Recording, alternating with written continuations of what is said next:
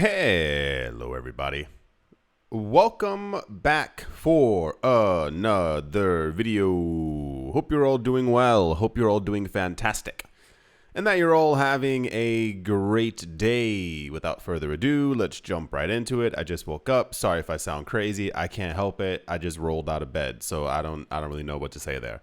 A lot of the news floating around today is like, I don't know how to explain it. It's not like a weird news day, but it's definitely kind of all over the place.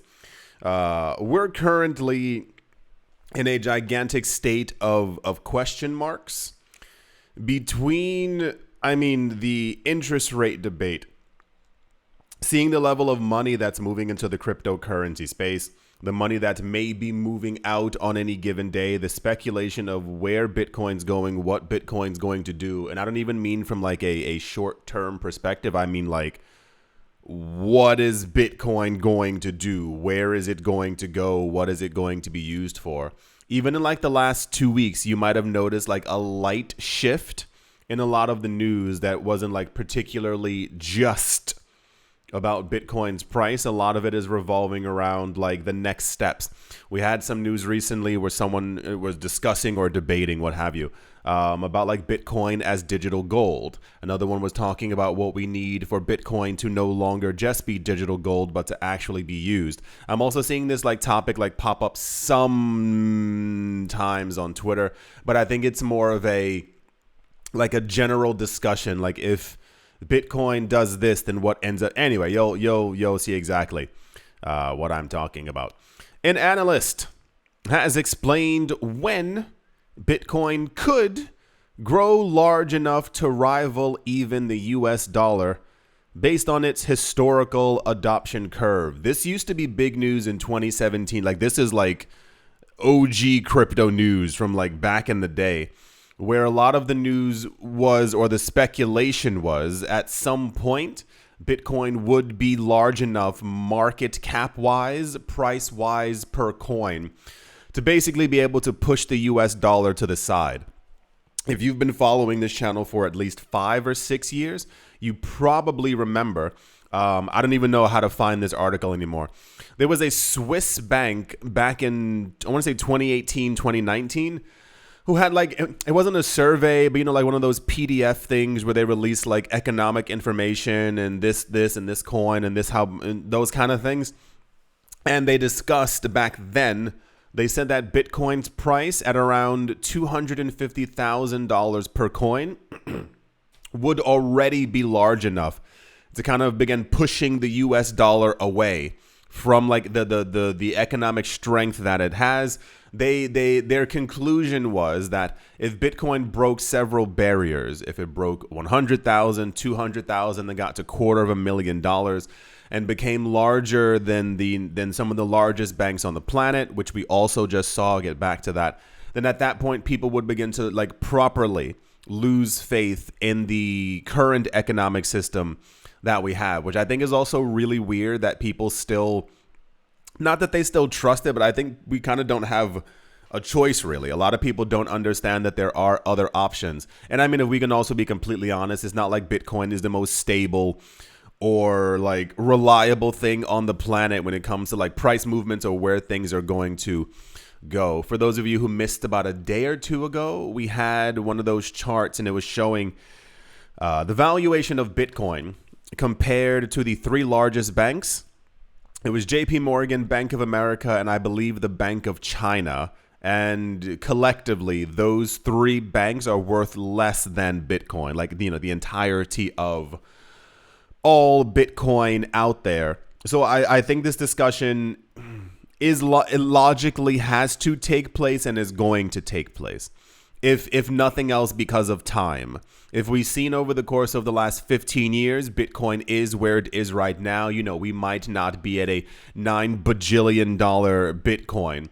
But if you have discussions of Bitcoin is cyclical and every couple of years it does this and then it does that, it gets us back to the discussion of where Bitcoin's price would be by 2032. We've had more than our fair share of analytical things done, or we've heard about over, the last year and a half alone.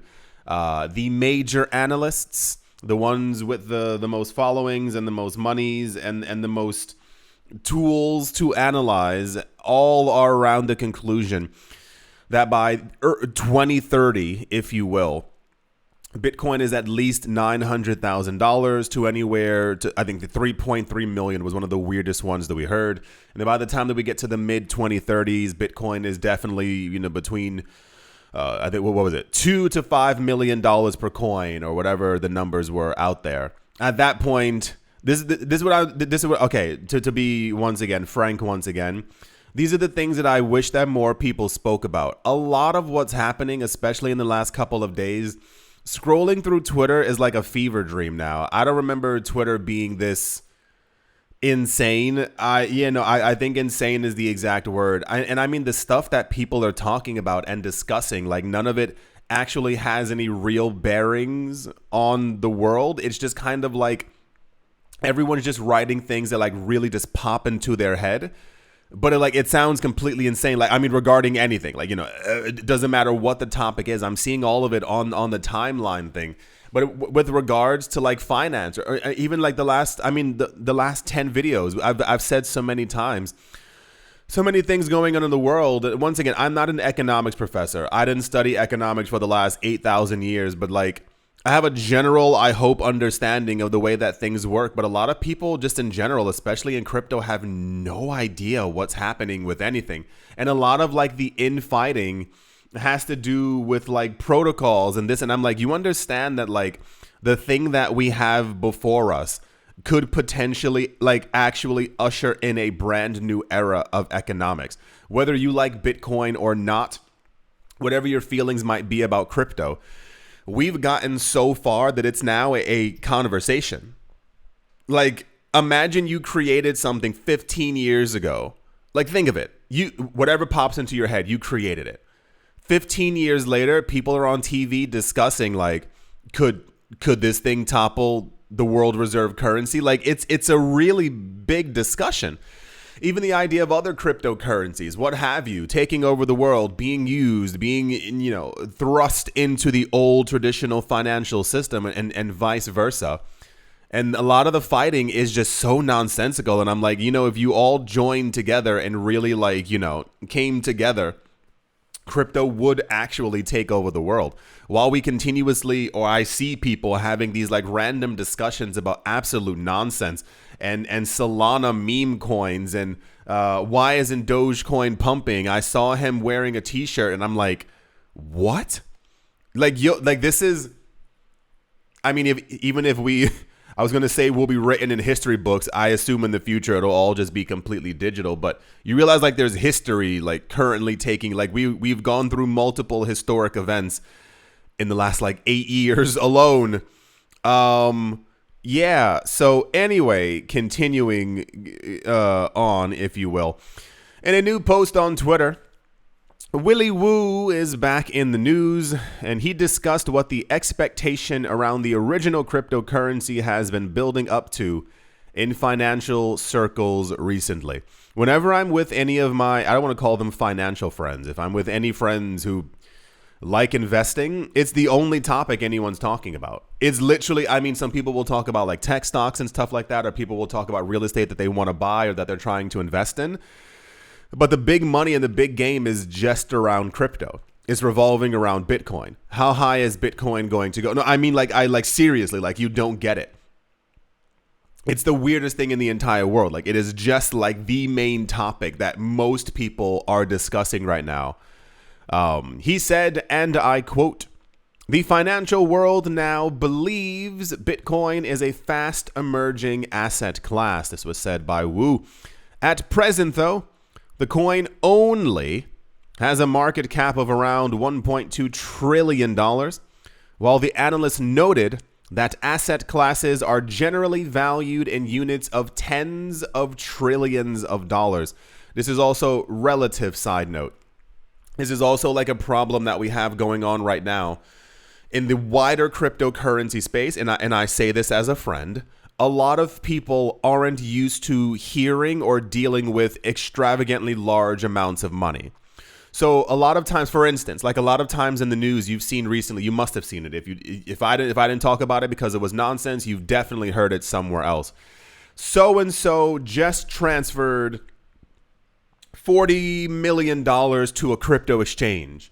Is Bitcoin going to crash? There was news a couple of days ago.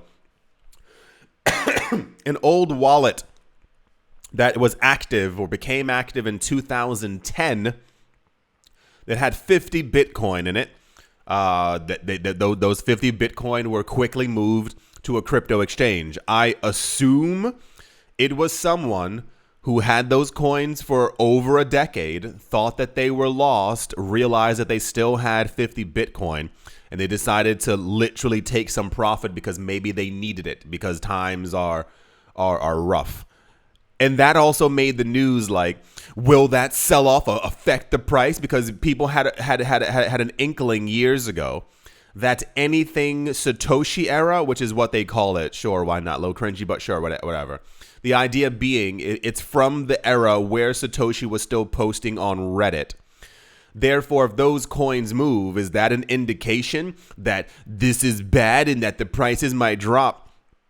When you hear the numbers that are like, being sold off, it lets me know very quick that a lot of people are brand new in the market or don't really dig deep into finance and how much money that there actually is on the planet. The idea of a $40 million sale should not even scare, even anyone brand new into the market. Because once again, for those of you who are unaware, there are people who are trading with literally they have 50 million to trade with. And they're trading it like every hour, back and forth, trying to make like small gains. So sometimes if Bitcoin is only moving by 1% every day, up and down 1%, around that range, and you happen to capture like half of 1% of that, you are getting a couple $100,000 per trade. It's fairly normal, especially in high frequency trading with bots and stuff like that. So this it's meant as like a scare tactic as well. The idea being someone selling, everyone should panic. And you've seen in a couple of videos or you've seen a couple Twitter posts where I'm like, please don't be afraid because nothing's really happening. It's the same exact thing with the entire Mt. Gox thing that's going on, where the people are beginning to get their money back that was stolen from them over a decade ago. Everyone who had money in Mt. Gox doesn't have $300 million. Some of these people have $500,000. Some of these people have $14 million worth of Bitcoin. We're seeing several $100 million worth of Bitcoin being purchased every day, even if the price goes down. These numbers don't have any actual bearing. The things that really would affect Bitcoin's price are in the billions of dollars. If you take 40 million and 10x it, it's still not $500 million. You then have to double it one more time to get to 1 billion. And because of the vast amount of liquidity in the Bitcoin market, $1 billion sale would probably lower us by 0.5%.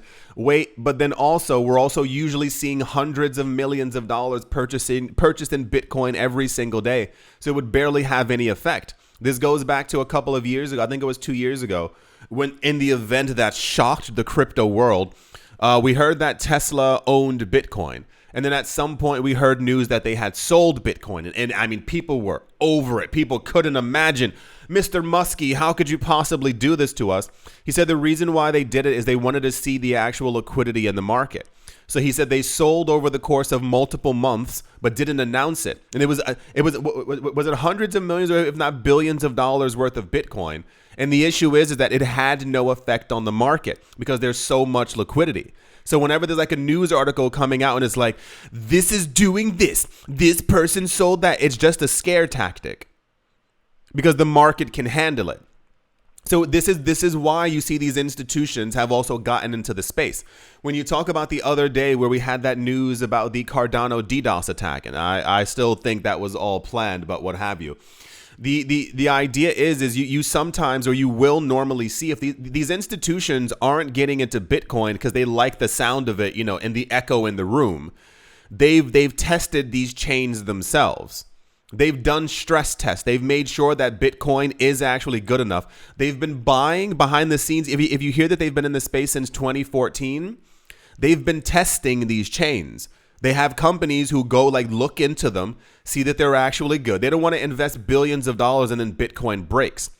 They don't want to put or have a situation where Bitcoin is worth hundreds of billions of dollars and they slosh 25 billion in and out of it, and Bitcoin and the crypto exchanges can't handle it.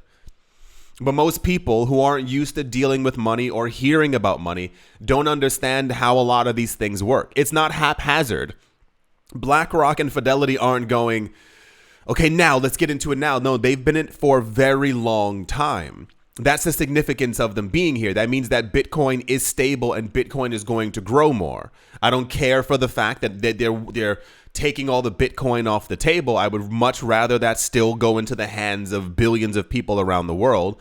But them being here signifies that big money understands that Bitcoin is something big, that Bitcoin is going to continue to grow. The point of them getting into the space is essentially to profit. And if they see that they can buy something for 60,000 that can go to 3.3 million, they're going to get into it. But you need to have the structure for it to be able to hit $1 million and $3.3 million, et cetera, and then have this chain and this ecosystem continue for a long time.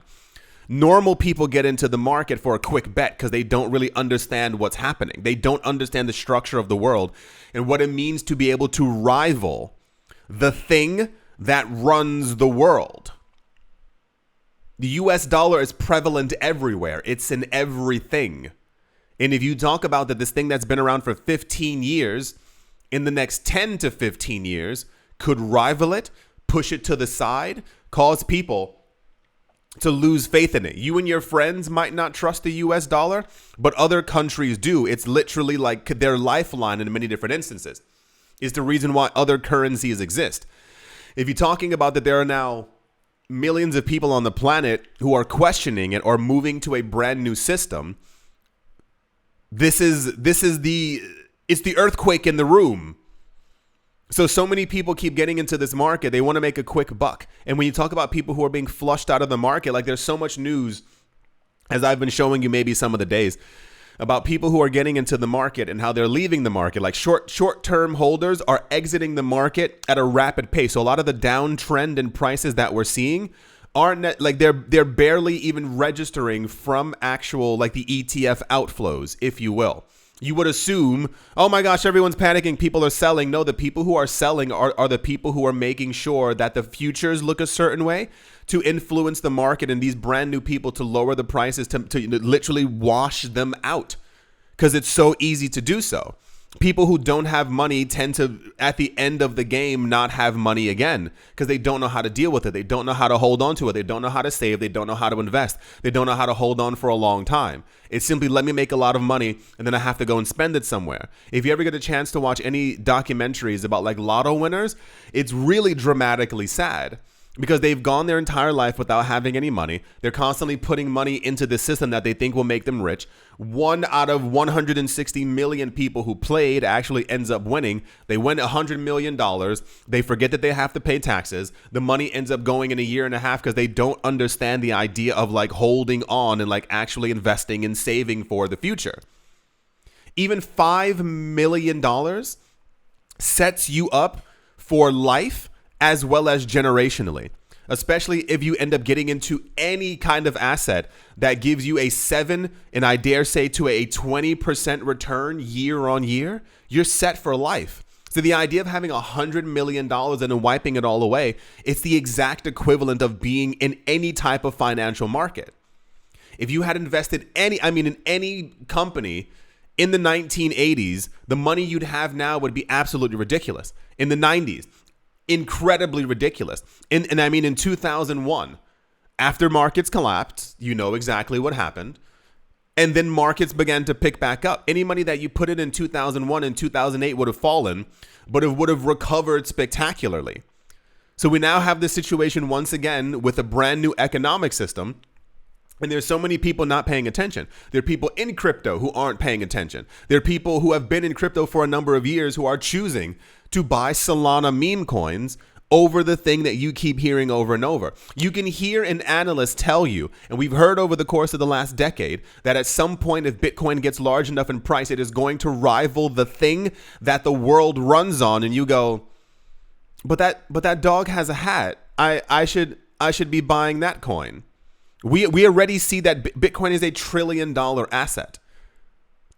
We are going to get to a point where Bitcoin is a multi-trillion-dollar asset. Even if you just go by the numbers of what's supposed to happen this year and also next year, if we just, and I air quotes here, just go to the lowest value that we've heard before of Bitcoin hitting a $250,000 coin, that's a 4x from here.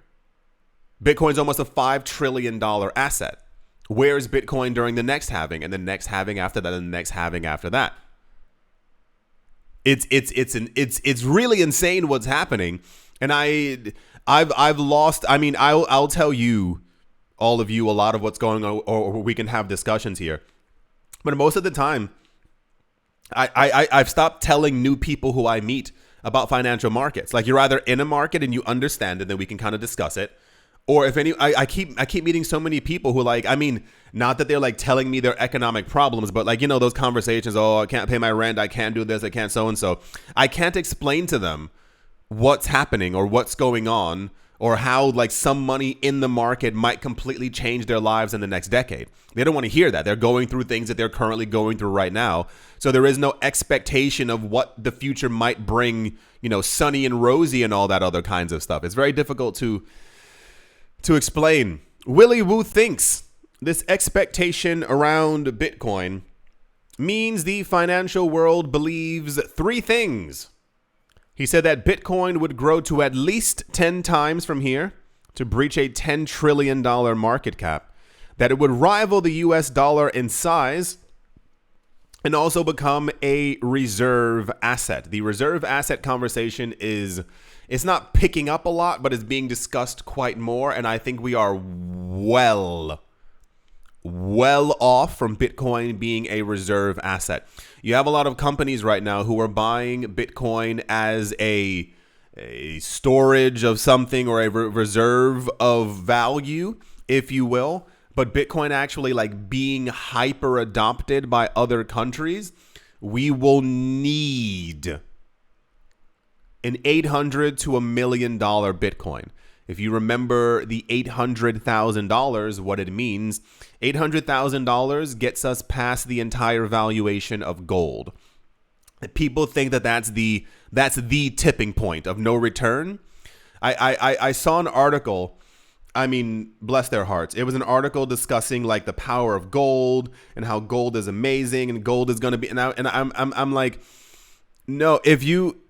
If you see the rumblings already of Wall Street already leaving gold, and gold ETFs aren't even doing a percentage of what the Bitcoin I'm not even a percentage of what the Bitcoin ETFs are doing. If Bitcoin goes to $500,000, it's nearly like completely done for gold. And I understand. I know that there are people out there who love gold and who love silver. Don't let me discourage you by any means. You know, it's your life. Do what you want.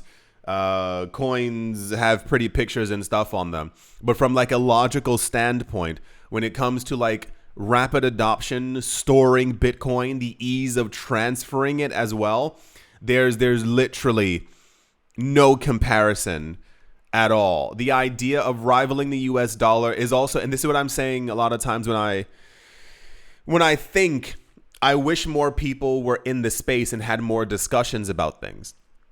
A lot of the discussions are constantly around just Bitcoin's price, but I think it makes sense for a brand new asset. People are going to be discussing the price. People, especially now with this economy and this world, people are going to be discussing how high it can go, how it can change my life, how much money I can make. For those of you who somehow missed it, this was around 2 or 3 months ago. There was an article floating around. You can find it.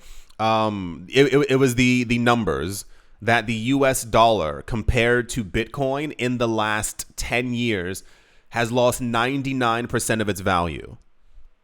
You know what kind of a discussion that is for the thing that the world runs on has lost 99% of its value to a digital currency called Bitcoin. we're in a rapidly changing world, and it's sometimes difficult to figure out where things are going or where things might lead. Or I try to be I'm a very erratically emotional person sometimes, but going over daily news really kind of sets you on the course to realize the path at which things are currently going. If you continuously hear this news every day, if you see these institutions and these banks, and we get news that countries are into crypto and over and over and over, and it still does nothing to your mind, I do wonder, like, your, thought process for a lot of things. We are at some point going to 10x in price. I don't know if I'm a current believer in a $700,000, $800,000 Bitcoin this cycle. Who knows? We've seen crazier things. The amount of Bitcoin on exchanges continues to dwindle. The amount of Ether continues to dwindle. The accumulation rates that we're seeing, we haven't even gotten remotely close to the euphoric phase, nor have we gotten close to the retail FOMO phase. So all the people who cashed out, who were too impatient, when they cash back in and their friends cash in and their mother cashes in and everyone starts buying, we might hit those numbers. I think it's more likely the 2028, 2029 cycle. I think it's all but a given at that point, but at some point we will pass by $10 trillion. And the discussions that we're having right now of how big this asset class is going to be, I think need to be had more by normal people, by you and your family, by you and your friends, just as a conversation piece because so many people, when I try to discuss money or economics, the furthest that the average person will get is their paycheck. They know what they get in their paycheck. They know how much they have at the end of the month. They know what they plan on buying. They know how much Netflix costs. But you try and explain to them why things get more expensive. They go, yeah, inflation. And you go, what's inflation? Well, it's like when things inflate. You go, no, explain inflation to me, and they won't get it. I try to explain the idea of Bitcoin and so many times and crypto to people, not as not that I'm trying to persuade them, but it's more like I want to have a discussion with you so you really understand what the market is. Like I told you years ago, my friend, where I was discussing crypto with him, he said he had another friend who was discussing gold with him, and he couldn't decide because the gold guy was explaining to him at some point in the next, this was years ago. He was like, in 5 years, everything is going to collapse, and we're only going to be able to use gold and silver. So you have to have some right now. And I was like, Do you think that's what's going to happen? And my friend was like, well, I don't know. And I was like, well, let me give you the more logical standpoint. So he actually did end up buying some crypto a number of years ago, but he still didn't understand why things were happening and why things were taking place. And I mean, also, it's not an overnight thing. No one understands Bitcoin overnight. I told you, I heard about it in 2012. I told you I had a friend. I don't know what he's doing now, but he used to be into World of Warcraft, and I used to make fun of him because he was using the digital money on the platform. I heard about Bitcoin, and I was like, the world's gone completely insane. 2014, I'm still looking into it. Doesn't make a lot of sense. 2016, I was like, all right, let me try and see what, it takes years and years and years for you to understand, but everyone has to start somewhere. You won't completely understand Bitcoin overnight. You won't understand certain levels of economics. You won't understand inflation. You won't understand what the Fed is doing. You won't understand interest rates. It takes time. That's why I always say, keep learning. The more you learn now, the less essentially you have to learn about the topic later on. You'll have a good standard to be able to tell people and let them understand what's currently taking place in this crazy, crazy world. It says, but will these expectations come to fruition? To make an estimation, Willy Woo referred to the cryptocurrency adoption curve. And here's the chart that he shared. I mean, it's the normal adoption curve. If you've never seen the, what do you call it? The adoption curve for the internet. Yeah, the red one right here is the internet, and we are currently right here. And I'm glad we don't have those numbers anymore because they used to be incredibly frustrating.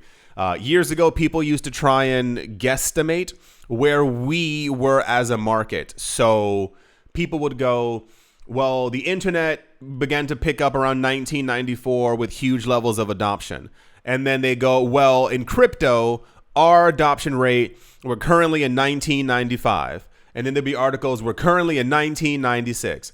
Hey guys, we're currently in the middle of 19. I'm like, can you stop? Like, we're not in 1998. Like, just give us like how many people are actually in the market. So this is what I was saying, like almost like a blast from the past kind of thing, because this chart is once again popping back up again. Apparently, according to the chart, this says around 4.7% of the world's population is into Bitcoin. This is probably one of the more accurate charts that we've seen. If you weren't, this was huge news about 3 or 4 months ago. There was an article that said 1 in every 4 people in the US owns Bitcoin. And I was like, what? Are you out of your... There's no way. There's literally no way that 1 out of every 4 people. One of the greater metrics is literally like how many nodes are around the world, how many new Bitcoin addresses there are every single day. Like we can also see, like if you ever get a chance, you can see like the Bitcoin wallet map, like around the world. You can see how many like new wallets there are and how many, nodes and how many validators and stuff like that. I could totally see 1 out of every 20 to 1 out of every 25 people. That's probably the most accurate, are actually into Bitcoin. The number is even lower when it comes to the amount of people who are into altcoins. A lot of times the numbers that we've seen even recently continue to fluctuate between 50 million to 100 million people. It depends on which article that you're reading. As to the amount of people who are actually into Bitcoin, I think 4.7% of the world seems entirely accurate. It's going to take us at least another 10 years to 15 years to probably get to 10 to 15% of the world.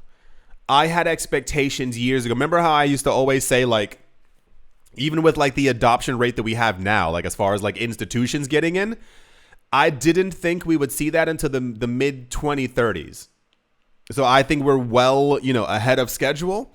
But I like to believe in a logical sense that when Bitcoin goes over 100,000, we would see people who need Bitcoin getting into Bitcoin. But I don't think that's going to happen. Like just, I think we'll see a mad rush of people getting into the space. But as far as like actual like Bitcoin adoption, I think it's going to be rather slow. If people don't understand economics, if they don't understand the basis of inflation, of market, like basic market dynamics, I'm not talking about any like crazy stuff. I think people will see Bitcoin as a huge asset, but still won't get it. I think whatever that term is called, like when something becomes so expensive and therefore people want it. No one wants a Charizard card when it's, $17. But if it's, $800,000 per card, it becomes this luxury item. And this is what I think will happen with Bitcoin. I think the adoption rate of Bitcoin is going to speed up, but also not go as fast as people think it will. When Bitcoin ends up hitting 1.1, 3 point something million dollars, it will already be a luxury item that's only held by the rich. In the same exact, hear me out here, in the same exact way that a lot of people will buy like a luxury handbag or like a luxury car as a status symbol of sorts, I think in the future, Bitcoin will also become relatively similar. So I think people will, instead of being, they won't be able to buy an entire Bitcoin, but they will simply go, well, I can't buy that, an entire Bitcoin, so I'm going to put the $3,000 I could have had for a luxury bag into Bitcoin. And then you kind of own a fragment of that luxury symbol. Instead of you owning the entirety of Louis Vuitton, you own a bag from Louis Vuitton. Instead of owning the entirety of a Bitcoin, you will own a fragment of a Bitcoin, and you will know that you have a portion of wealth. This is where I think the market is going. Because even when I see people putting money into the market, once again, you are not obligated to put hundreds of thousands into the market. You see people buying fragments of it. And this is what I think the world is going to change to. There's another, it's not here, obviously, but there's another chart, and it has like the actual adoption, and it kind of makes like a small hill. It goes up, and then around here, the adoption begins to sink because we have the majority of the planet, but there's always stragglers, as they're called, like the latecomers, the people who always show up late to the party, as the people who are the last ones to get into the space. And it'll probably take us to around 2050. Like realistically, like if you actually think about it, I think even a $30 million Bitcoin price will still deter people from getting into the space. It sounds crazy. Think of it this way. How many of you, before you got into crypto, you probably looked at the stock market? You saw Amazon, you saw Apple, you saw the price of Tesla, the price of Microsoft, and now we're in this, in video wave, if you will. You can see the stock's price in the beginning, where it went. You saw that the price was going up. It was going up quite exponentially. And then at some point, you decided to jump into the market. You're not a latecomer. You're not a straggler, because I think a lot of these companies have a lot of longevity left in them. But you are also like on this adoption curve. And then you go, well, you would have assumed that you would have gotten in early, but you got in at the price that you got at. It's the same exact thing for Bitcoin. We all get in, it's a weird sentence, but we all get in at the price that we deserve. So there's also going to be people at some point, let's say in the course of the next 20 something years, Apple is an $8 trillion company. The valuation of the company and the stock has skyrocketed into the air. There will then be new people who go, this company's done really well for the last 40 years. Now I'm going to get into it. Those are the stragglers. Those are the latecomers. And this is what I think we're also going to see for Bitcoin as well. It's just completely logical and obvious. If we get to the point now, when we see a $100,000, $200,000 Bitcoin, there's still going to be skeptics. I don't know. I don't know if I'm going to get into it. A couple of years later, Bitcoin hits 700,000, and they remember it. It shocks them. I saw it at 200K before. I'm going to buy some of it. That's when they get into the market. So I wish still that something magical happens, and we end up hearing that around a good 3-4 billion people around the world who need Bitcoin and who would really benefit from Bitcoin doing a 4x, a 10x, a 20x in price over the next couple of years would get into the space. But I think what we're seeing is just this. Bitcoin's price is so high right now that it becomes a bit of a barrier for people to think about getting into it. Bitcoin does an 8x, and the people regret not getting in at the current price. So then they move into it. So it's this thing. Rich people see exactly what's going on. Rich people are buying into it. And I think it may just be the way of the world. If I can be honest, I've had a lot of discussions and thoughts about this myself. You assume that people see a good thing or an investment opportunity and they get into it. But I've told so many people over the years about art, and art doesn't interest people because they don't understand how much money there is to be made in the market. I told people about, I remember seeing real estate prices in certain countries, in certain cities around the, and I mean like really, and it didn't interest people because they don't understand it. So you show them years later how much it's worth, and then it finally snaps into their head. And this is just what it is when it comes to Bitcoin. But rich people have the opportunity to be able to slosh money around as a what if, but their buying power is so large because they got into other opportunities before this. They saw the stocks in the 70s and the 80s, and now they have the money from that to be able to throw in other places. So if you get into the crypto market now and it ends up doing well, exceptionally well at some point in the future, you then have money to be able to go in the future. All right, we'll have 100K. Let's throw it into that other thing. It's a very fascinating way of thinking. I have a couple of friends. Last point. I have a couple of friends who are actually buying Bitcoin for their family. These friends have told me, they said they know there's a 0% chance that their mother or their brother are going to get into crypto. So they're literally buying Satoshis for them. They said there's no way that they are going to buy it themselves. So they're hoping in the future they can literally hand them a ledger and be like, hey, here's $1 million or something along those lines. Yeah. A lot of discussions of what's going on. I think it's just a right time, right place kind of thing. Hearing what's happening in the news, hearing what's happening, the valuations of countries and their GDPs. Have you seen, if you get a chance, look at the chart for the Japanese yen against the US dollar? It's like a straight line down in like the last 2 years. Like, it's really insane. The devaluation of fiat currency is like rapidly picking up. There's a lot of, job losses, what to do, where's the economy going, when are the interest rates being cut? A lot of countries are trying to cut their interest rates, and it's not really doing anything because they keep printing more money. And, yeah, it's a weird time to be in, seeing history constantly being made. Yeah, I think that's going to do it for this video. I do hope that you've all enjoyed. I do hope you all are having a great day, morning, afternoon, evening, wherever you are, wherever the heck you might be. I do hope it's absolutely fantastic. Thank you all once again for watching, listening, liking, commenting, and supporting the channel. And I will most certainly be talking to you all soon. See you.